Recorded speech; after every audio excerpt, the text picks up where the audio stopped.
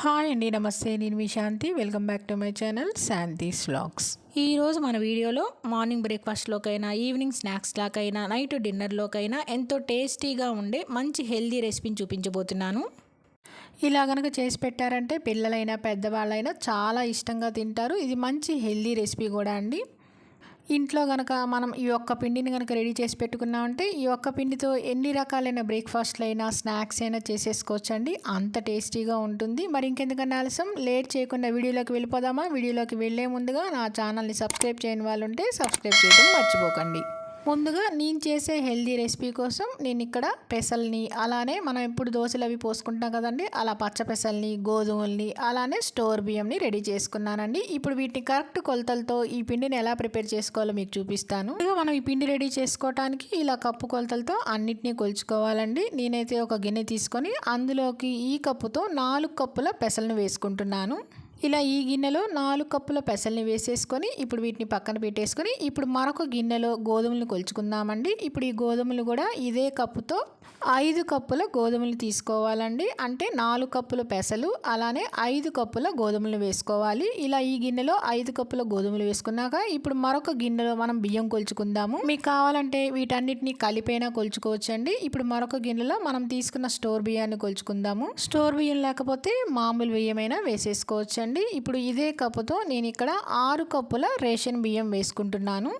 6 కప్పుల ఇలా రేషన్ బియ్యం వేసేసుకున్నాక ఇప్పుడు ఈ మూడింటిని మనం 4 కప్పుల పెసలు, 5 కప్పుల గోధుమలు, 6 కప్పుల బియ్యం కొలుచుకున్నాము. ఇలా కొలిచేసేసుకున్నాక ఇప్పుడు ఈ మూడింటిని మనం మొత్తం కలిపి ఒక ప్లేట్లోకి వేసేసుకుందాం. మీకు చెప్పాను కదండి, 3 కలిపైనా కొలుచుకోవచ్చు, లేదంటే ఇలా విడివిడిగా కొలుచుకోవచ్చు. ఇప్పుడు ఈ ప్లేట్లోకి ఈ మూడింటిని కలిపి వేసేస్తున్నాను. ఇలా 3 కలిపేసి ప్లేట్లోకి వేసేసుకున్నాక ఇప్పుడు ఈ మూడింటిని శుభ్రంగా 2-3 సార్లు కడిగేసేసుకోవాలి. 2-3 సార్లు శుభ్రంగా కడిగేసేసుకున్నాక ఒక పొడి క్లాత్ మీద ఎండలో ఈ విధంగా నేను చూపించే విధంగా వీటిని ఆరబెట్టుకోవాలండి. ఇలా కడిగి ఆరబెట్టుకొని పిండి పట్టించుకుంటే చాలా రుచిగా ఉంటుందండి.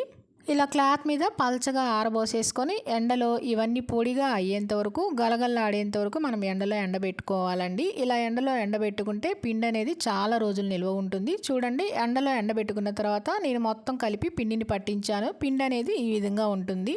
మీరు పిండి పట్టించుకునేటప్పుడు మిల్లులో కొంచెం బరకగా పట్టించుకోండి. దీంతో అన్ని రకాల టిఫిన్లు చేసుకోవచ్చండి, చాలా బాగుంటుంది. ఇప్పుడు ఈ పిండితో పిల్లలకి పెద్దవాళ్ళకి నచ్చేలా మంచి హెల్దీ స్నాక్ ఐటెం చేసుకుందామండి. ఇప్పుడు నేను ఒక వెడల్పాటి ప్లేట్ తీసుకొని ఇప్పుడు ఇందులో నేను ఇక్కడ ఇప్పుడు మనం పట్టించుకున్న పిండి ఉంది కదండి, ఆ పిండిని ఈ కప్పుతో 3 కప్పులు వేసుకుంటున్నాను. మనం రెడీ చేసి పట్టించుకున్న పిండిని ఇప్పుడు 3 కప్పులు వేసేసుకున్నాం కదండి. ఇలా 3 కప్పులు వేసుకున్నాక ఇప్పుడు అదే కప్పుతో మళ్ళీ 1.5 కప్పుల రాగి పిండిని వేసుకోవాలి. మీరు రాగి పిండి ప్లేస్లో జొన్న పిండి, సజ్జ పిండి ఇలా ఏ పిండినైనా వేసుకోవచ్చండి. మనం తీసుకున్న 3 కప్పుల పిండికి ఇలా 1.5 కప్పుల రాగి పిండి అయితే కరెక్ట్గా సరిపోతుంది. మనకు కావాల్సిన కూరగాయ ముక్కలు ఏవైనా సరే ఇలా సన్నగా కట్ చేసి పెట్టుకోవాలి. నేను ఇక్కడ సన్నగా తురిమిన కొబ్బరిని 1 కప్పు వేసుకుంటున్నానండి. ఇది పచ్చి కొబ్బరి అండి, ఎండు కొబ్బరి కాదు. ఇలా 1 కప్పు పచ్చి కొబ్బరి వేసుకున్నాక ఇప్పుడు ఇందులో 1 కప్పు తురిమిన బీట్రూటు, అలానే 1 కప్పు తురిమిన క్యారెట్, ఇందులోనే సన్నగా తురిమిన సొరకాయను కూడా వేసేసుకోవాలండి. ఇలా 1 కప్పు సొరకాయను కూడా వేసేసుకున్నాక 2-3 పచ్చిమిర్చిని కూడా బాగా చిన్న చిన్న ముక్కలుగా కట్ చేసుకొని వేసుకోవాలి. అలానే ఇందులో ఒక 3 టమాటాలని కూడా ఇలా సన్నగా కట్ చేసుకొని వేసుకోవాలి. అలాగే ఇందులోనే సన్నగా కట్ చేసి పెట్టుకున్న ఉల్లిపాయ ముక్కల్ని కూడా 1 కప్పు వేసుకోవాలి. అన్ని సమానంగా ఇలా 1 కప్పు వేసేసుకున్నాక ఇప్పుడు ఇందులోనే సన్నగా తురిమిన బంగాళదుంపని ఇలా తురుముకోవాలండి. తురుముకొని నీళ్ళల్లో వేసుకుంటే మనకి నలుపు అనేది రాదు. ఇలా సన్నగా తురిమిన తర్వాత దీన్ని చేత్తో పిండి ఆ బంగాళదుంప తురుమును కూడా ఇందులో వేసేసుకోవాలి.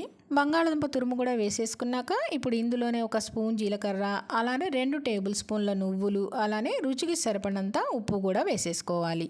ఇలా వేసేసుకున్నాక ఇప్పుడు ఇందులో ముందే మనం నీళ్లు పోసి కలుపుకోకుండా ఇలా చేత్తో మనం తురిమి వేసుకున్న కూరగాయ ముక్కలన్నింటినీ బాగా ఈ పిండిలో కలిసేలాగా కలుపుకోవాలి. మనం ముందే నీళ్లు పోసేసి కలిపేసేసుకుంటే మనకి కూరగాయ ముక్కల్లో వచ్చే వాటర్ అంతా కూడా కలిసిపోయి మెత్తగా అయిపోతుందండి. ఇలా అంతా కలిపేసేసుకున్నాక ఇప్పుడు కొంచెం కొంచెం నీళ్లు పోసుకుంటూ దీన్ని చపాతీ పిండి ముద్ద కన్నా కొంచెం సాఫ్ట్గా కలుపుకోవాలి. ఇలా కనుక పిండి రెడీ చేసి పెట్టుకుంటే మనం కావాల్సినవన్నీ స్నాక్స్ ఐటమ్ అయినా, టిఫిన్ ఐటమ్ అయినా, బ్రేక్ఫాస్ట్ అయినా ఏదైనా సరే చాలా ఈజీగా చేసి పెట్టేసేసుకోవచ్చండి. చూడండి, పిండి అంతా ఈ విధంగా కలిపేసేసుకోవాలి. నేనైతే ఈ పిండితో గుంత పొంగనాలు, దోశలు ఇలా చిన్న చిన్న స్నాక్స్ ఐటమ్స్ చాలా రకాలుగా హెల్దీగా చేసేస్తూ ఉంటానండి మా పిల్లలకి. ఇలా పిండి అంతా బాగా ఇలా ముద్దగా కలిపేసేసుకుంటే పిండి అనేది ఈ విధంగా సాఫ్ట్గా ఉండాలండి.